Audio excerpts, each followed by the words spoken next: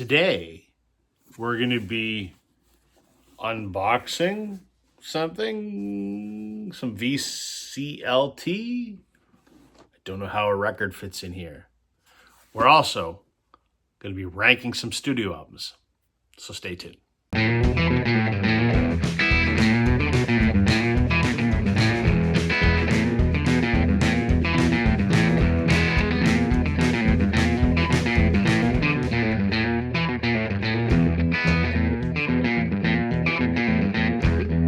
Hey everybody, welcome to Northern Revolutions. I'm Rob.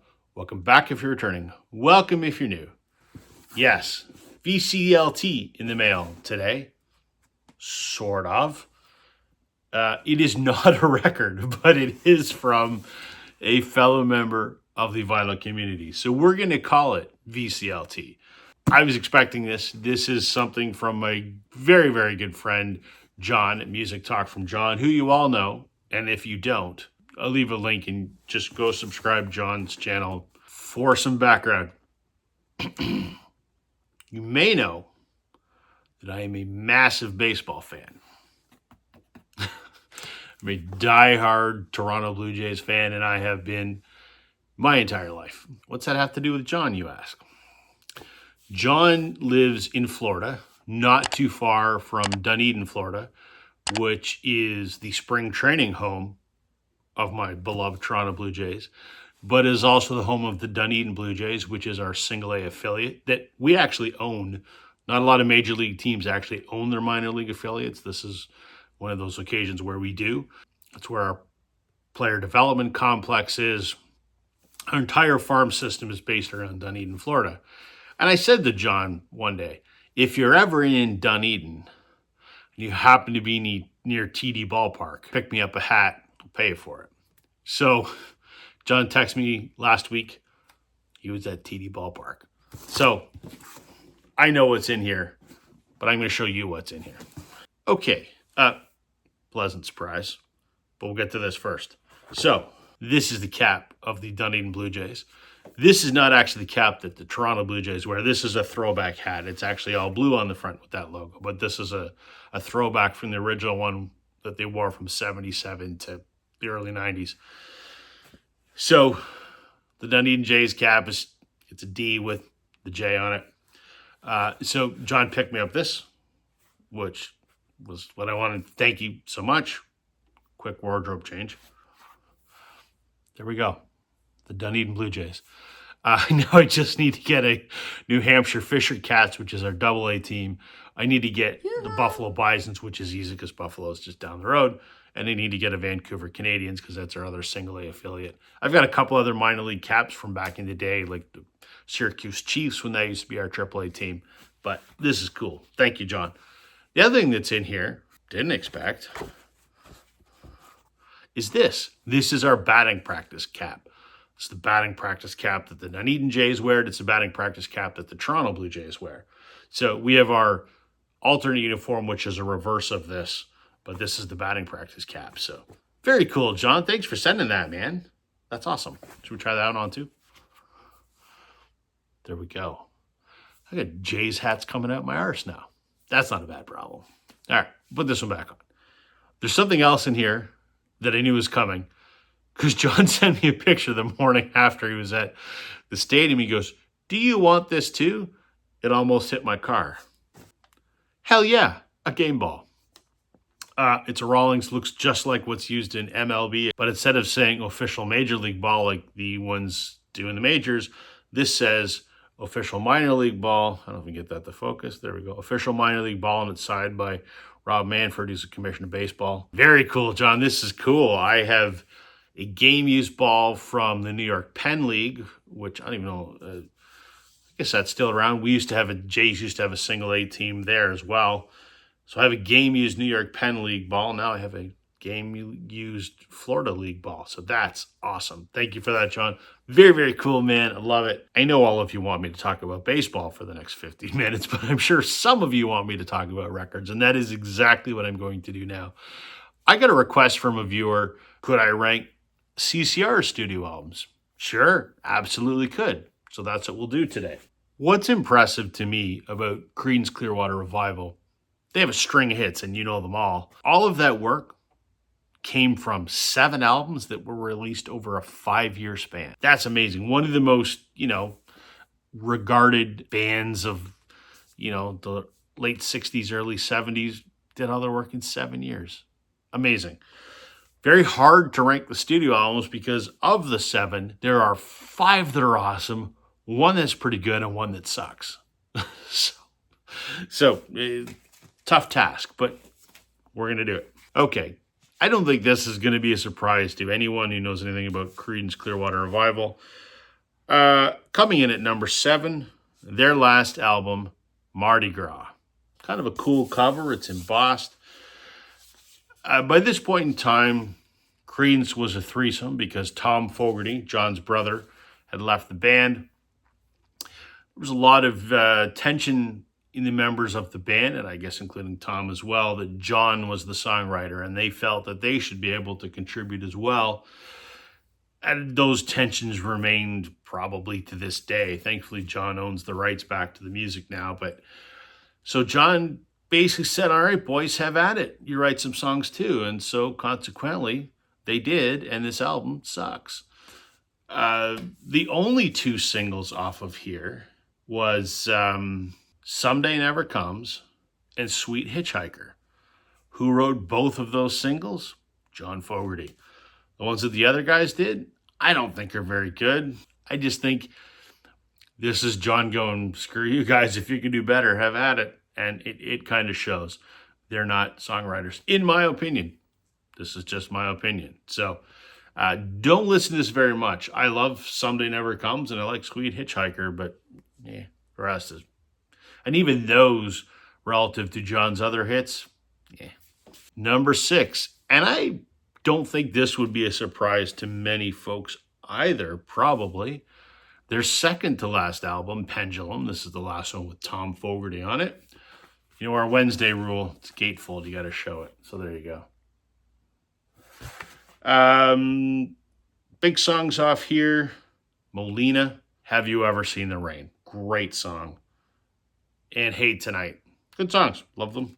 Solid album, I think. But compared to the other ones, there are some ones you can take or leave it, I guess. Okay, the final 5. Difficult. But at number 5, I'm going to go with the debut, Creedence Clearwater Revival. What songs in here would you probably know? I Put a Spell on You, Susie Q, good album.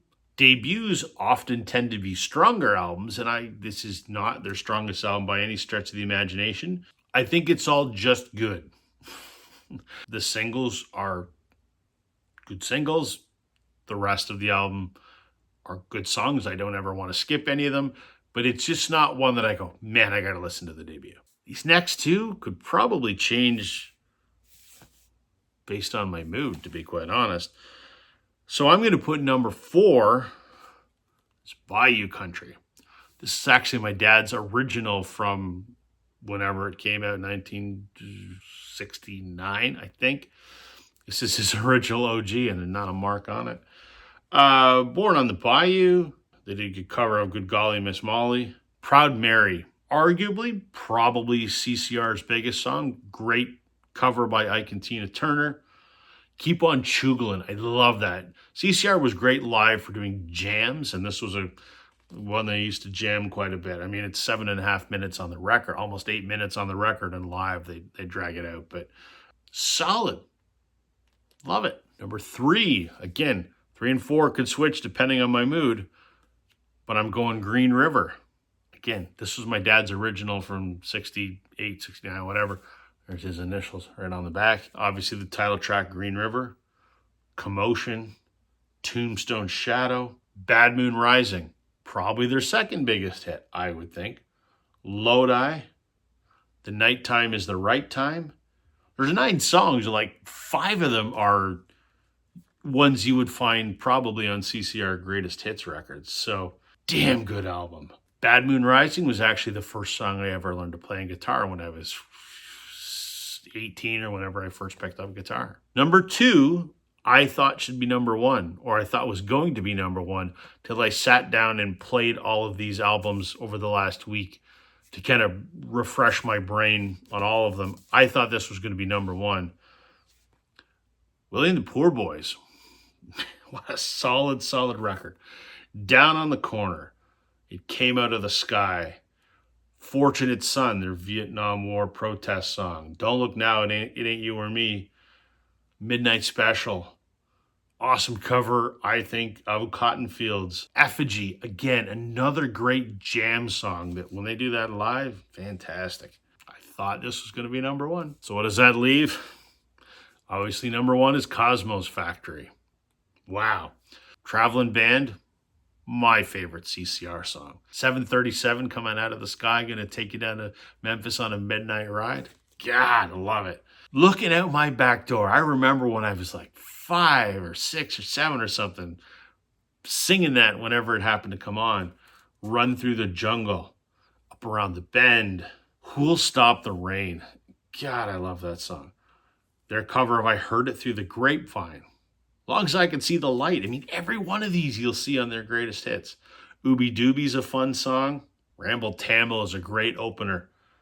There is not a bad note on this record. If you're going to start with CCR and you don't want to go greatest hits, start with Cosmo's Factory, because there's only like 3 or 4 songs that are not greatest hits. This is just absolutely amazingly stellar. This is also my dad's OG as well. There's his initials on the back. So, just stellar album. I should also give a dishonorable mention, I guess. There's another CCR record out there. I've talked about it a couple of times. Just because we're talking CCR, let's just mention it. Before they were CCR, they were the Gollywogs. Tom, John, Doug, and Stu. Sounds nothing like CCR except for a couple of songs. Most were written by Tom. If you can find any of the Gollywog stuff, it's interesting, but it doesn't sound like CCR. I'll just mention this briefly as well. CCR have 4 live records. There's Live in Europe, which I don't have, and that's when they were a threesome after Tom left. I still got to get that, but I have the other ones. And I'll just rank them really quickly as well. I can't rank Live in Europe because I haven't heard it, so there's only going to be 3 here. Number 3, Live at the Royal Albert Hall. It's good. Yeah. It's very good. It has a nice, almost 9-minute version of Keep On Chugolin', which is good. They play some good, what I would call some nice deep cuts on here, like Tombstone Shadow, which is great. But it's got all the big hits on it as well. Really enjoy this. Number 2 is CCR Live at Woodstock. They played in the middle of the night. Half the people weren't even paying attention or even awake. But it's Woodstock. So, very long version of Susie Q, which is great. I Put a Spell on You. And, the big hits are on here too. Proud Mary, Bad Moon Rising, Green River. Very good. There's the gatefold. Very good. Number 1 for me is just Creedence Clearwater Revival, the concert. This was recorded in Oakland. Is it the best of the 3? I think so, but I think I have sentimental attachment because this is my first Creedence record that I ever bought back when I was a teenager. I love it's nice and concise and has some really good hits on it. It's got a 9-minute version of Keep On Chugolin' to close it out. I love a good CCR jam as well. So I think that this is the best of the live Creedence records. There you go. By request. Not only did I rank the CCR studio albums, but I ranked the live albums too. A band I have loved for a very long time. I love that CCR is so recognizable by those signature John Fogerty guitar hooks. I mean, that's what you think of when you think of CCR. So, love this band. That's my ranking. Let me know what yours is in the comments. Also, please check us out Wednesday nights at 8 p.m. Eastern here on Northern Revolutions, where I get together with my buddies Daryl and Joe. We have a little show that we call Live from the Basement, where we talk about different music-related vinyl topics on a weekly basis, and we are usually joined almost every week by a guest. So it's a fun time. Come check us out. That's everything for me today, everybody. Thank you very much for watching. We'll catch you on the flip side.